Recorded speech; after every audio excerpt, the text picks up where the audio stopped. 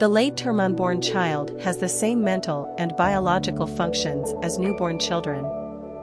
This is a quote from https://www.ncbi.nlm.nih.gov PMC. Fetus as human being, where is the cutoff point? PMC NCBI. For instance, we can regard the fetus, which is 20 weeks or more, as a person. Alternatively, we can refer to a fetus of 12 weeks or more as human being. March 17, 2009. This is evident by how when a child is born prematurely, they have all their parts and are able to survive with medical care. They come out the same as they were in the womb. Now that the government will not even protect born-alive children, they claim they care so much about them, yet they still refuse to protect them. They don't care. They don't care about how old or the fact that the prematurely born baby's body is the same as the fetus's. They just want the money they can get from it. They make a lot of money from this. That money could have gone to helping mothers get financially stable. Abortion isn't going to put food on the table. All it does is kill a baby.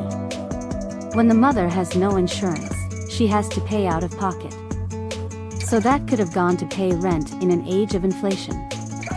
When the children are allowed to die in a failed abortion, they just let them die when they could have been sent into foster care or given to an adoptive family.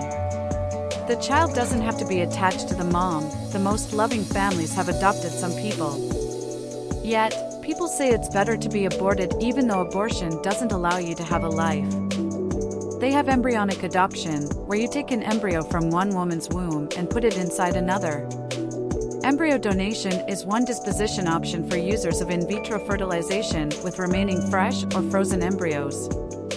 It is defined as the giving, generally without compensation, of embryos remaining after in vitro fertilization procedures to recipients for procreative implantation or research. Once a couple decides on embryo adoption, they must complete an application, match with a donor, and legally adopt the embryo. Then the donor embryo is implanted into the adopted mother's uterus, like in traditional IVF. The probability of implantation and subsequent pregnancy is 47.2%. On the other hand, embryo adoption allows the family with remaining embryos to select a recipient family for their embryo gift. The adopting family can then use the donated embryos to achieve a pregnancy and give birth to their adopted child. It's a way to adopt an unborn child and experience pregnancy. Embryonic adoption is a real thing that is rarely spoken of. Doctors can do embryonic transfer to save underage moms and other high-risk mothers from traumatic or deadly births. Yet, no one speaks of it, and I think somebody should promote this form of embryonic transfer and embryonic adoption.